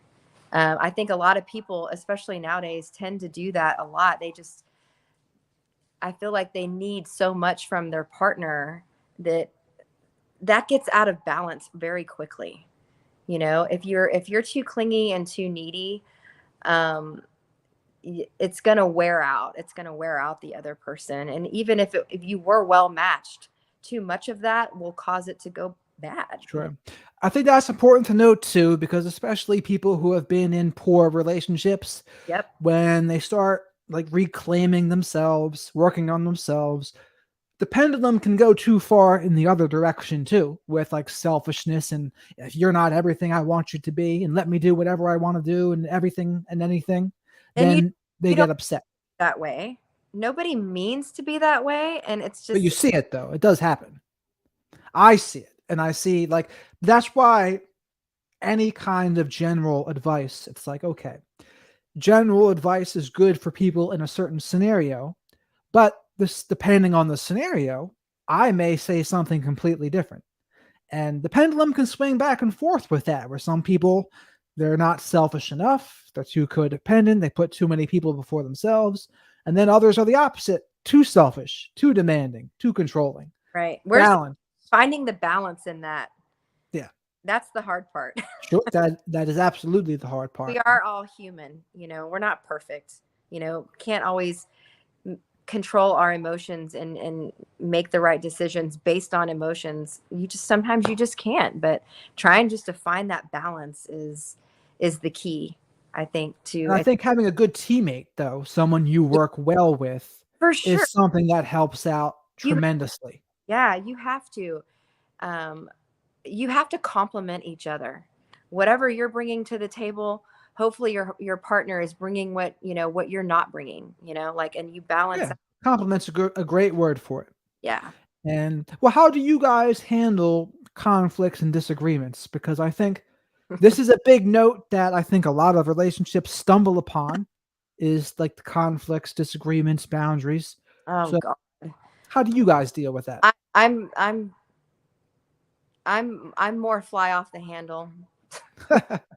Um, but and he'll tell me, you don't have to yell. And I'm like, no, but I do. I do. I have to yell because that's how I was raised. We yell. And he's like, well, we didn't yell. And I'm like, well, I'm yelling, like, But he's I'm okay like, with it, I guess. but he knows that I'm gonna do me, and luckily he's just the opposite. He clams up, you know. Mm. If there's a disagreement, and of course that just infuriates me more, because I'm like, come on, yell back with me. Okay. I see. I know I've been with women like you before that do that. Like, if I'm yelling, I want you to yell back, and then we can get it all out. And then, like, as long as you hear me out, and then I'll give you a turn, I'm gonna hear you out, and then I want us to figure it out and come to an understanding. But if you're not going to say anything to me, it makes me think that you're like dismissing me, or you're not Placating. Yes. And I'm like, so almost the silence almost makes me more mad. You're not the first woman to say that exact thing to me, so I understand. And but I think the big thing to note, like for me, if I'm in a relationship like that, as long as you know they're gonna come back with it, and like, okay, it's just like a temporary thing, they're letting their emotions out. That's fine. That's Yes. fine. As long as you know there's gonna be a return to equilibrium. Right. Because I'm not one to judge how someone's gonna handle their conflicts, as long as it's not like abusive or something. Okay. No. And honestly, our conflicts are very much mundane, and most of the time it never ever reaches a point of anything uh disastrous or yelling and all that stuff. I mean, if I'm yelling, usually I'm yelling at my children or the animals in the house and things like that. And but he just lets me do my thing, I guess, and whatever. But He doesn't feed the fire any oxygen, so no, eventually it burns out. no, he doesn't. He definitely tries not to push my buttons during that time, but sometimes he does, and he knows it. But at the same time, it doesn't come up often, but when it does, it just, he'll let me do my thing. And he's definitely the one that would rather walk away, and I'm the one that wants to fight. So, Well, here's another good thing to note, because you're certainly not the only woman like that or no. man like that, period. So, how do you know it's someone that you're not going to want to run away from? Because I feel like sometimes there's fights and then people don't want to reconnect. It's like, no, they fight and then they're gone. So, how did you know that that wasn't going to be the case with this guy? Well, because first of all, I mean, I think it took a really, really long time before we even had an initial fight. Okay, that's a big part. I mean, I want to say months. It that was the first sign to me. We went a really, really long time before like a disagreement turned into an argument, turned into kind of a fight. I mean, I want to say a really long time. Well, I think it's just important, even when people are angry, to be able to recognize they still care about the other person and not like split, I which mean, is something a lot of narcissistic people and borderline people do. They'll split in those moments. I'm loud and I yell and stuff like that, but that's just because I'm a passionate person. And I think at the end of the day, he knows that whatever I'm fighting for, it's because it's literally for usually in my mind an honorable reason or thing that I'm arguing with him about, and Right. nothing that would be devastating to or ending of a relationship. It's always just something. Passion and yelling is one thing, Yeah. right? But say belittling and gaslighting, No, tearing someone down, none of that. that's another. We don't do that, and like at all. I mean, I honestly think the worst that ever happens is is some name calling. Honestly, he's like, stop being a bitch, and I'm like, stop being a dick, and but we're yelling that kind of stuff, or whatever. But I mean, since we've had children, we try not to do that too much. And honestly, I don't ever have a whole lot of reason where I'm angry with him specifically, so we just don't. We really just don't. We really get along. If we didn't have kids, I think that we would be traveling and like probably just plan our days around meals and walking around naked all day, like I think that's what we would do, because that's what we did when we were 25 when we met, and it's like I think we would go back to that in a heartbeat if we could. Good. And that the fact that that can still be alive, that side of it, the sexual passion side too, that's important as well. Absolutely, absolutely, and I think that that is huge for us, and we're still very much attracted to each other, and that's still very much part of our life, and Still date each other. we we still like to act like little kids around each other, if that makes sense. I mean, we just act like sometimes we'll just be like little stupid, immature kids around each other, and just say ridiculous things and do things, and thank God nobody ever sees that.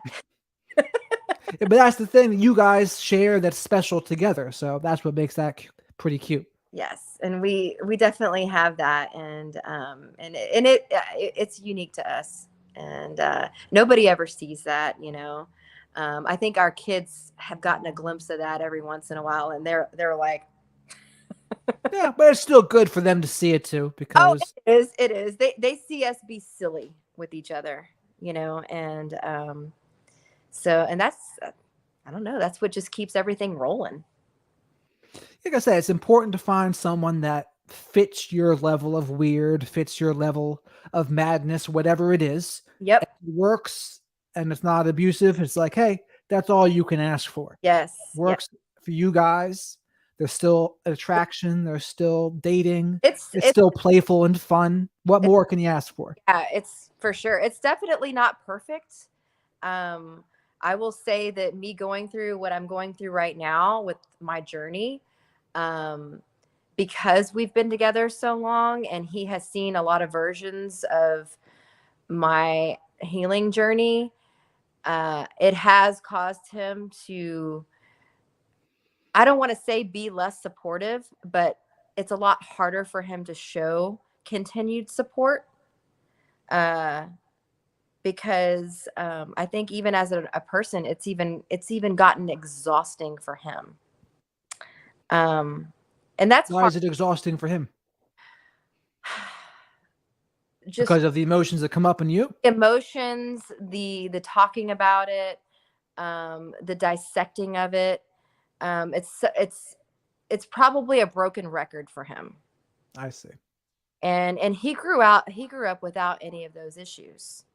I always say he's Brady Bunch. He kind of just, and mine was just traumatic. So I think that he very much he just cannot really relate. And I think therefore it's taken its toll on his ability to be able to know how to be there for me. And so That is a hard thing. It's a hard he, thing to know the right way he to be there for someone. he'll shut down on me, and like, not I feel like he's not listening anymore, and he doesn't want to hear anymore. And of course that just hurts me. Right. But at the same time, I'm like, well, how much more can I ask of him? You know, how much more can I expect? And I'm like, am I asking for too much at this point? Sometimes I wonder that. I don't know. Um, But he's only human too, and it's like, Good I, questions to ask yourself, because just the fact that you'll self-reflect on it, I think, is a good thing. yeah. Maybe like journaling about it, that always helps as well. Hmm. But considering your upbringing, I mean, you've had pretty decent success in your romantic relationships, all things considering. I am extremely lucky, and I know it. I'm extremely lucky. I made a good decision in 2005 to end one relationship that was toxic. And in 2006, I rolled the dice, and I won. There you go. I mean, that's what more can you ask for in that regard? I am extremely lucky and blessed that I met him, and that I went for it. There you go. Now, Hmm. maybe, and this is a good transition into this. So you said that you're into this next phase of your healing journey. Has dealing with narcissistic friends perhaps been the trigger or catalyst for this next part, or is it unrelated? Yes, it 1000% is what, just it completely perpetuated how everything came full circle for me in the healing process, in terms with my father, uh, and realizing that I don't want to do that anymore. I'm done. It definitely did. And that this last relationship that caused all of this to kind of domino effect, that has been the hardest, as far as like accepting and having to let that friendship go, even though it ended cold turkey. um, I never saw her again, you know and why would I, um, Well, what were the dynamics from play with this one? pardon. What were the dynamics at uh, play with this friendship? well, my husband, rides with a motorcycle club, and having female friends in that circle, can be tough and can be rough. uh, and she was one of the ones that, I could tell she didn't like me, but there was something about her that was, I don't know. I really don't know what it was, because I'm a grown ass woman, and if somebody does not like me, I usually don't care, But with this one, I was like, I just wanted to be around her. I was, Really yes. interesting. And she was part of the motorcycle club. Oh yeah, she was. Well, we kind of both were at the same time. um, we were both new in it at the very same time. I think I was first, and then she came along, but still, we had known of each other before that started, and just hanging out in a rough bar, and that's how I met her. And I knew she didn't care for me, but I knew that she just, in my mind, I'm thinking, you just don't know me. There's no reason for you not to like me. You just don't know me. And of course, I got to know her and she got to know me, and we ended up getting really close, and or what I thought was really close. Mm. Um, I just, you know, she told me all the things that, I wanted to hear from a friend, female friend, like we're each other's ride or die. I love you so much, blah, blah, blah. It was always that way. And then she would turn on me whenever alcohol was involved, which was a lot. Um, she would turn on me in a second in conversation. And it was always in the instant that she wanted to complain about something. And if I played devil's advocate, oh my God, she would explode on me. And, she would be in my face. And then I would, I'm 5'2", she's 5'8". So it was like David versus Goliath, and but I was never afraid of her. I would step right back up to her and like, you're not going to talk to me that way, and whatever. And anyway, there were several times where we had to be like kind of separated and stuff, but we always forgave each other and like apologized to each other and like worked things out over the years. And this friendship went on for the course of like 4 years. And in 2021, in April of 21, she was having a bad week and she wanted me to come over. And her dude was out of town, out of state, on a job, and my dude was out of state at work. And I went over there and we were hanging out and we were drinking. We were garage drinking and having a good time. And somehow the conversation went to a subject that I was either tired of or didn't want to talk about. And I told her that. I said, well, I don't want to talk about that anymore. And I remember her jumping up from her seat and yelling that she yelled at me like, I do. Well, I do. And at some point, I just remember her telling me, that's fine, get the F out then. If that's how it's going to be, blah, blah, blah, blah, blah. And I'm like, this doesn't even make sense. I'm like, can't I go to sleep? It's late, I shouldn't be driving home. You're going to just throw me out, blah, blah, blah. One thing led to another. And next thing I know, she just melees on me. And I just remember I went flying. That's all I can remember. I saw like paintbrushes go flying, and I went flying and landed on the ground. And at this point, I'm like, okay, things have turned, and Sure. I need to leave. And I gathered up my stuff and trying to gather up my stuff.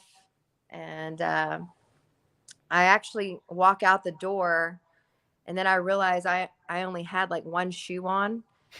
And stupidly, I went back for my other shoe, and she nailed me again. And this time she knocked me out.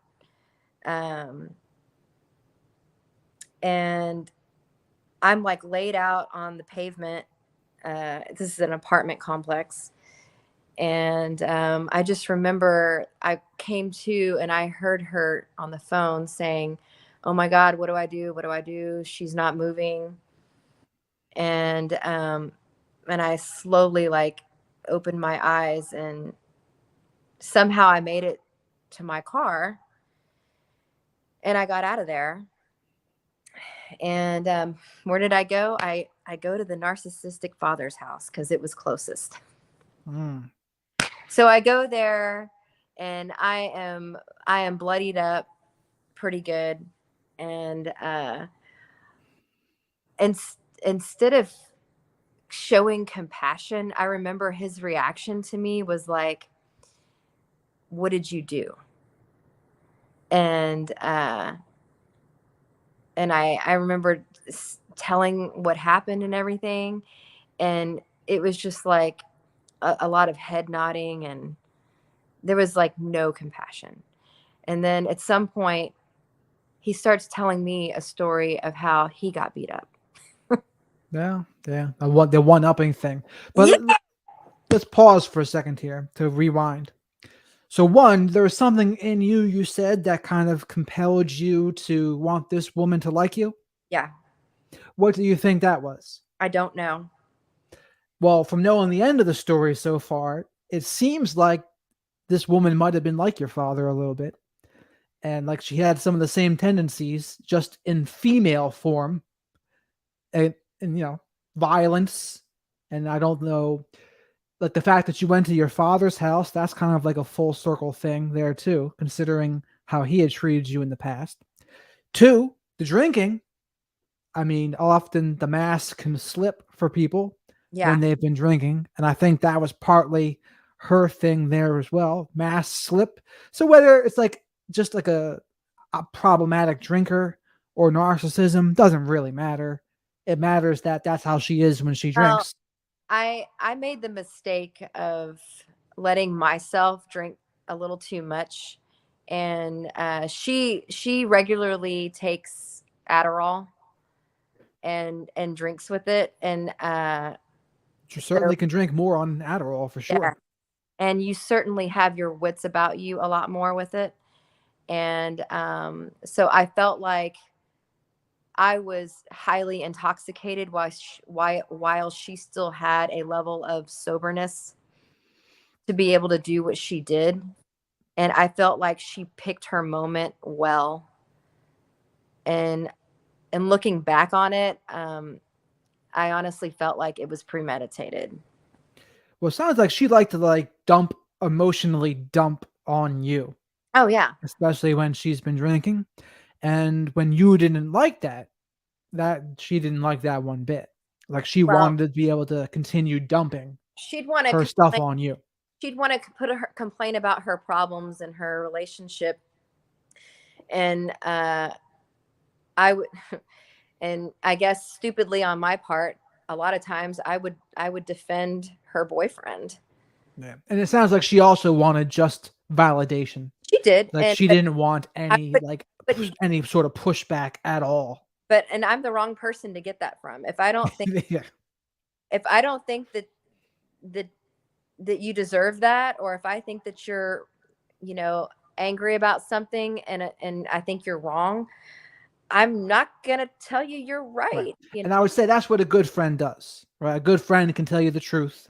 and a good friend should be able to, if you're willing to dish that out, a good friend should be able to take the criticism, or the just take the honesty of your friend, and not hold them accountable for your own like Right. insecurities I or think also what happens though too is like when people are drinking, like I guess the politeness of it all can kind of the filter, I should say, right? The filter can go out the window. So right. people just say like bluntly what Yes. they're thinking, I, and that can cause problems sometimes. But you're not expecting it to turn into this. no, no, I was never expecting her to attack me physically in that way over such a menial argument, like that was like it wasn't like some unknown subject. This was constantly what we she would want to dump on me for, is relationship drama, blah blah blah. And and I'd be like, well, if maybe this was done, then maybe he wouldn't get, mad at that, and blah blah blah. And I couldn't help myself. Yeah. I was just trying to help her in a positive way, because I knew her guy really wasn't doing anything wrong. you She know didn't want to hear it.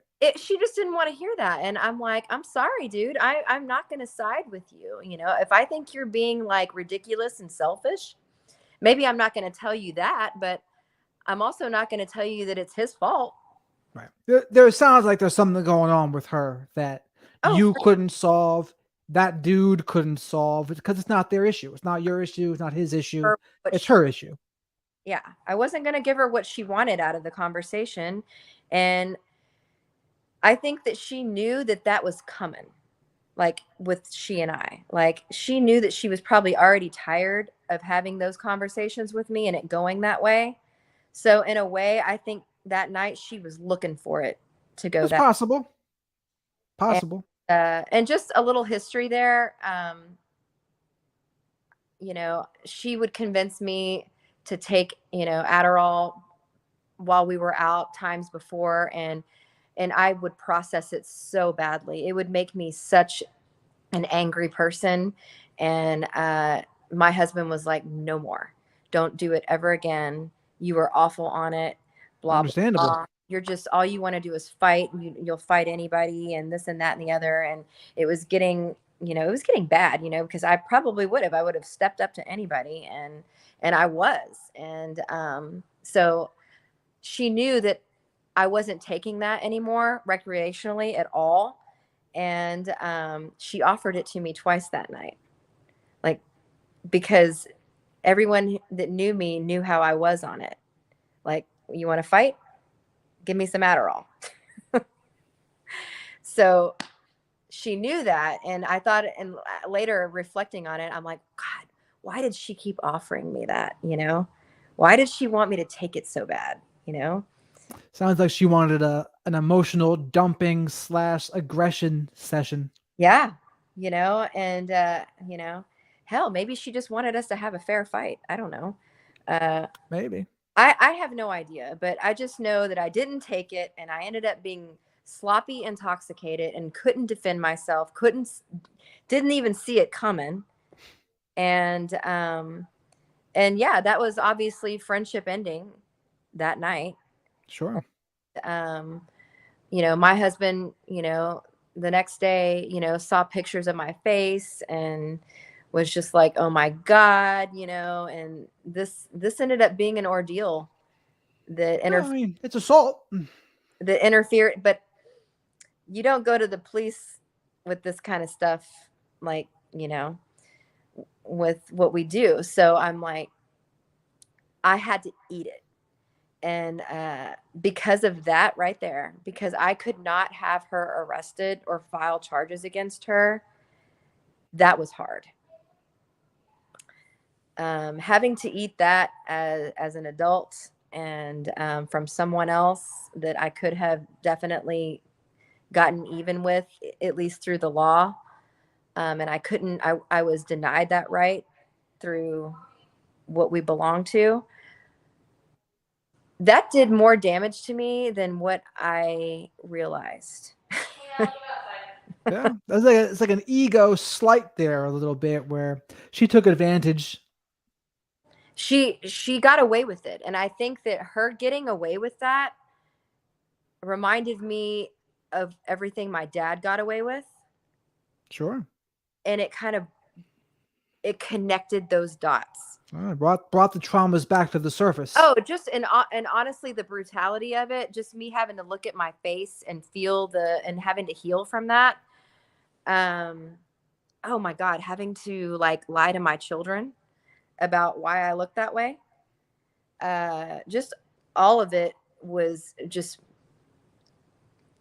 sent me on a emotional roller coaster. And I was going back to the 90s to present time. I mean, it was just all over That the makes sense. for me in those early months of trying to get over that. And then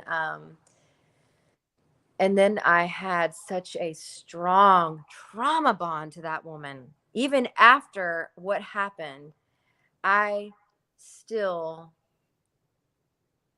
wanted I still wanted the friendship.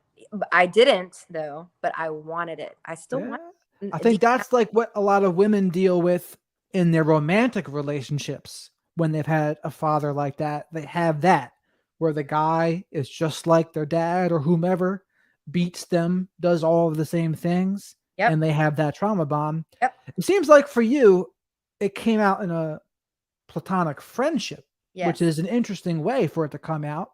I've don't I've seen it come out a lot of ways, but I haven't heard about that way as much. But it makes sense. It's the same kind of thing.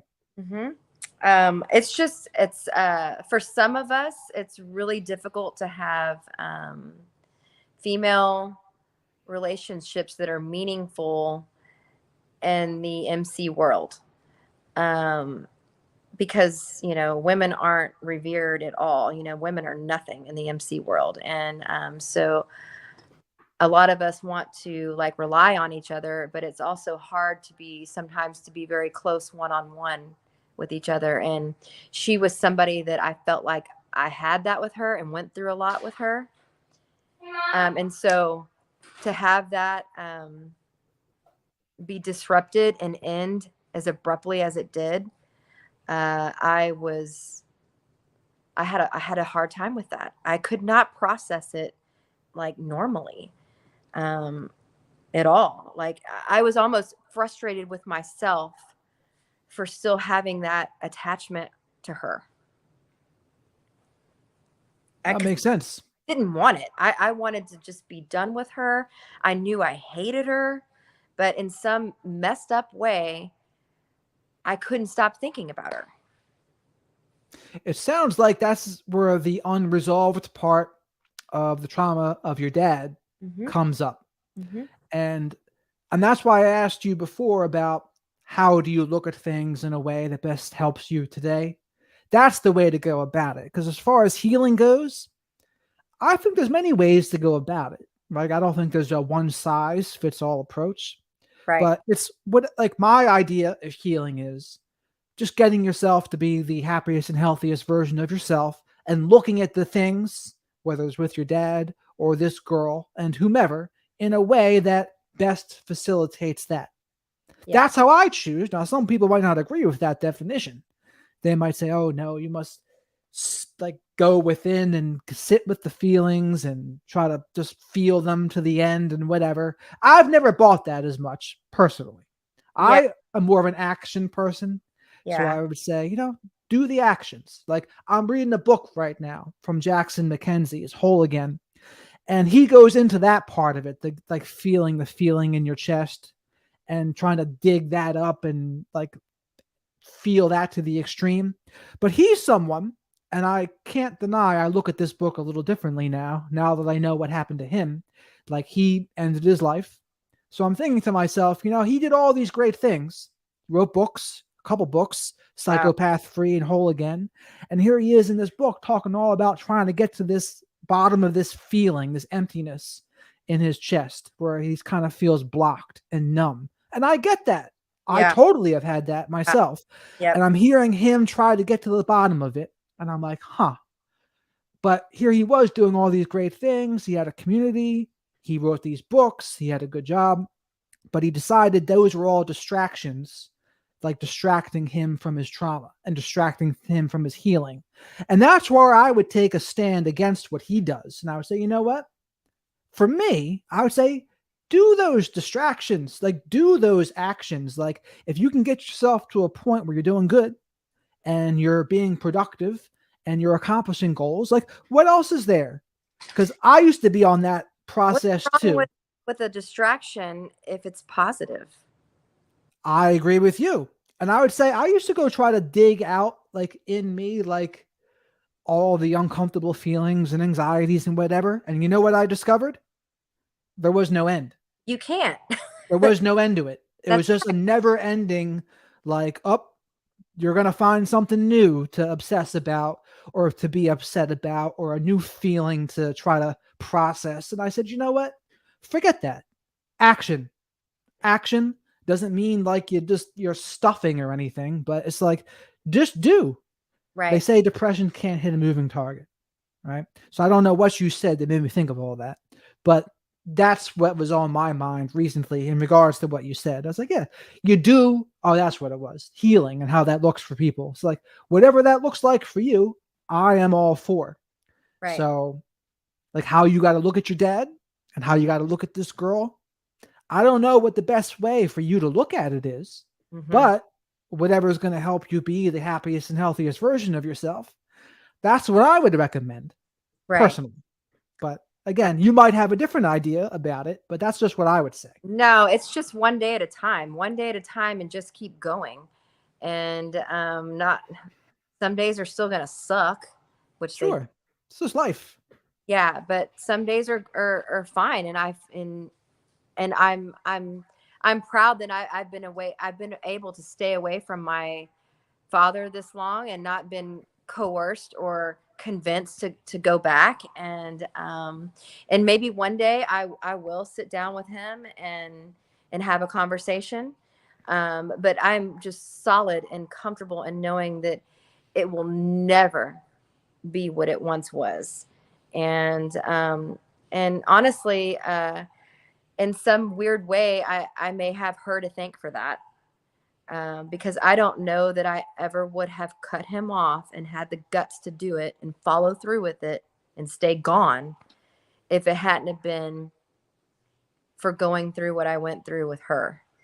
Yeah, I mean, I'm surprised that you had as much contact with him as you did, and him with your kids too, considering everything that had happened. Anybody that knows this story is also very much surprised that I kept a relationship going. So, and when you kept it up as long as I did for 10 years, that's not easy to just like cut that off, when it's gone on for that long. Sure. You know what I think also? I would say when you get to a certain level of healing in yourself, which is, it sounds like what's happened very recently here, is that the new version of you just can't accept and tolerate his presence, Hmm. or maybe even this other girl's presence now too, because the two don't mesh. Like, you can't have the right level of self-respect for yourself and still involve yourself with them. And I think that's partially what's going on here. 100%. As much as I would love to be around, or I mean, for to have my children be around him, um, that's such a hard thing because even though I don't want the contact and don't care, but I also feel the guilt in keeping them from one another. Right. That's just such a hard It is a tough one. to navigate through, because they go where I go, not on, and I don't have to do anything for him. I think he's had to really realize that his relationship with them is a privilege and not a right. Sure. Do Where they see him at all anymore or no? not by me. They see him. They got to see him last year at Christmas a little bit, uh, Because of your mother? because of my mother. And yeah, most of the time that they do see him has been around my mother and or my brother. Yeah. I mean, So, that's a very personal decision for you because they're younger. and They can't really make the decision for themselves. it's hard for me to forbid that when even my children want to see him. So Yeah. that it's just tough. That's tough. So Yeah, like I said, there is no easy solution to that. I would say, you do what's best for you in a way that also coincides with what's best for them, right. whatever that is. I just don't know what And it looks like going forward because I just don't see myself wanting to, socialize, fraternize with him around. It just seems awkward and weird and kind of just obtuse to me now, to where I can't. understandable. It's And understandable. he would love for it to just go back to old times, where he could just lounge in my living room and everything's fine. And I'm like, it's hard for me to look at it that way. Right. Yeah, because they don't want to solve the issue. They just want to hide and sweep it under the rug. Yeah, he But just wants things to go back to the way they were and just us not to be mad at each other anymore. right. Like that's his answer. to And it. that's the thing, like when it comes to a narcissistic person that hasn't really done any work on themselves, they don't know any different. Mm-mm. There is no getting to the bottom of it. Now, depending on the spectrum, because I do believe narcissism is a spectrum, there's severe. I would agree with that. Sounds like that he's the severe variety. Oh, And absolutely. then there's others that are less severe. And in the less severe ones, I would say, take it individually. You might not have to completely cut someone off that's a less severe variety, but it all depends. I wouldn't blame someone if they did, but it just depends. It depends on the severity and it depends on how they've impacted their life. Now, the less severe ones, they probably haven't done as much damage. They still did damage, just not as much. Yeah. But the severe ones, they do a lot of damage. So it's harder to sweep the things that they've done under the rug. But I can tell you the one of the only things that has allowed me to even think about I can't really tell you that I forgive, but there's part of me that understands him more because I do know why he is the way he is. He grew up in that era. He was born in the 40s, grew up in that era where he was left-handed. So he was treated badly for that. Clumsy, you're clumsy, you can't get anything right, because couldn't do anything with his right hand, couldn't write that way. Right. I know for a fact that his parents belittled him for that. And my grandma kind of wore the pants. And I think it just, for him, growing up seeing that, I think at some point he was like, no woman is ever going to tell me what to do like that. And the way she told my grandpa what to do, Right. like she made all the decisions, she ran everything.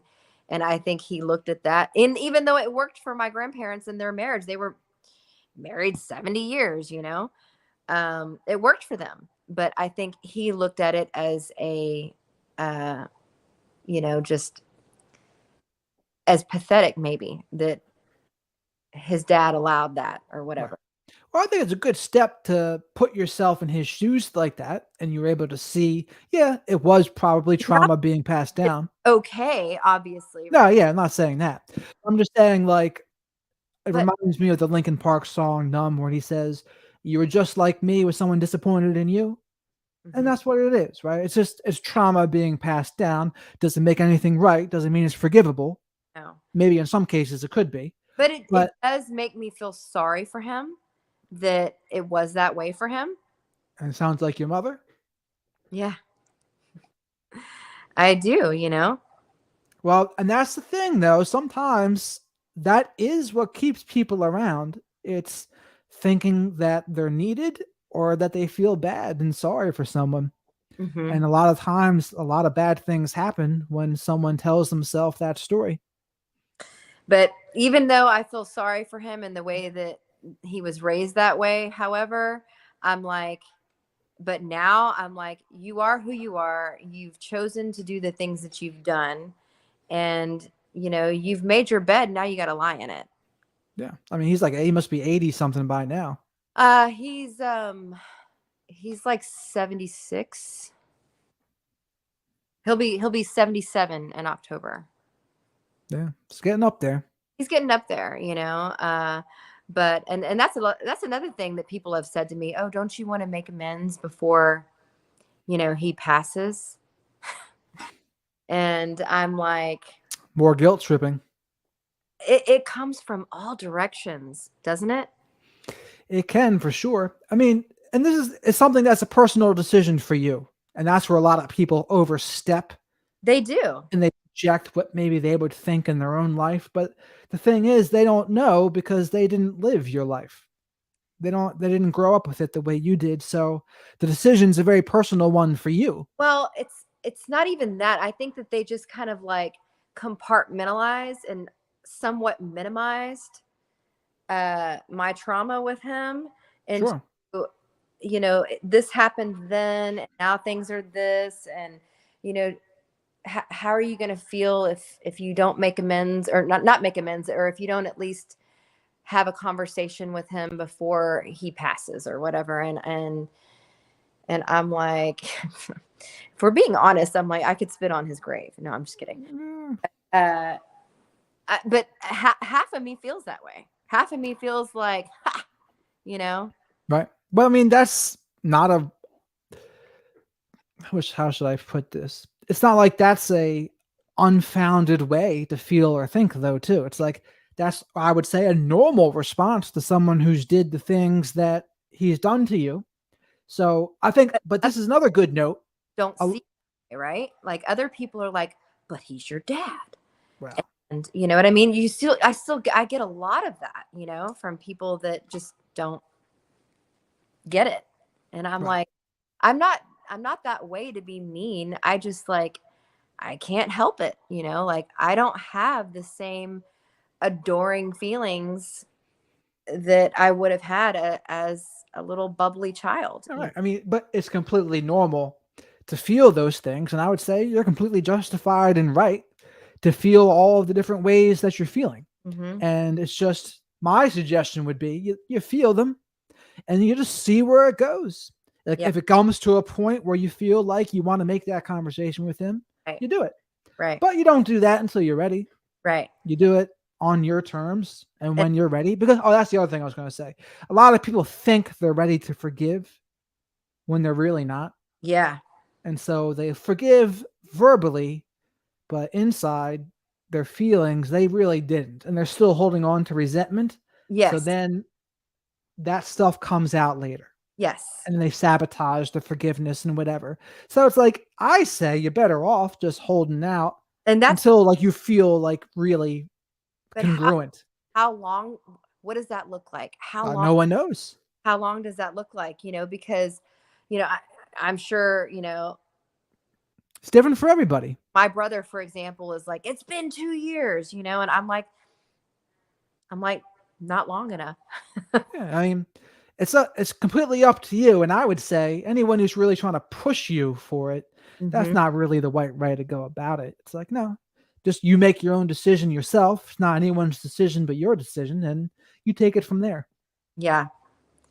That's been the tough part, is trying to figure out if I'm ready.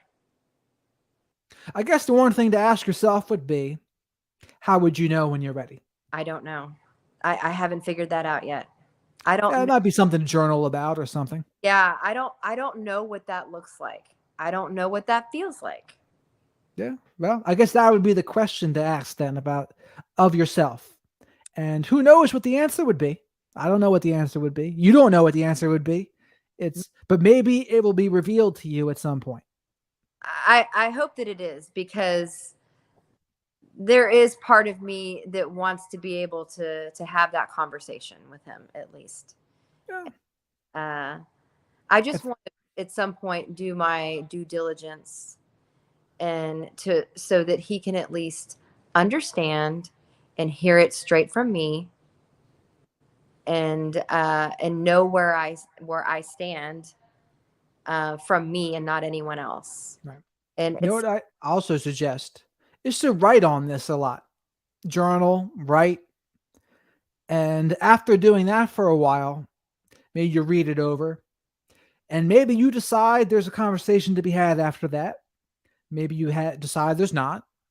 Maybe you decide to tell him or show him some of the stuff you've written. It Mhm. just depends. You know, some people like say, write a letter to him. And some people say, send it. Some people say, you don't need to send it. It's for you. Right. Right, But doing those kinds of things, they can help. right, Like just to release that whatever's stuck in you. And then you make a decision from there. Now, there is right, no right or wrong answer. It's just for you and your internal state. right. Yeah. And I kind of already did that and it didn't work with the letter. But yeah, journaling is something that I should probably make more time for Yeah, it's always a good one. It doesn't hurt, I put it that way. and do it. I guess part of me is like, a lot of the things are just, there's so many, it just gets overwhelming. I feel like I would be writing for days. Well, you maybe would. But break it into smaller pieces, little things at a time, little bits at a time. Yeah. It's not gonna, no version of healing happens overnight, No, it right? It's all bits and pieces. definitely, I just feel like I've made some strides for sure. More so, more than I ever have in the last 2 years, from finally having some true distance and complete just cut off. Yeah. The Uh, distance helps. The distance, a lot of things can be resolved or that's come to the surface with the it distance. still feels new to me. It's bizarrely, it almost still feels new. That I've done this, even though it's been 2 years. Yeah. Uh, Time flies. it has, and just processing it has just been crazy. Just all the things that have come up along the way in these last 2 years has, I don't know, more has happened in the last 2 years than this whole time. Yeah, So, I mean, because there's a lot of history there. That's yeah, some pretty severe violence yeah, from your main male caregiver yeah, that does that.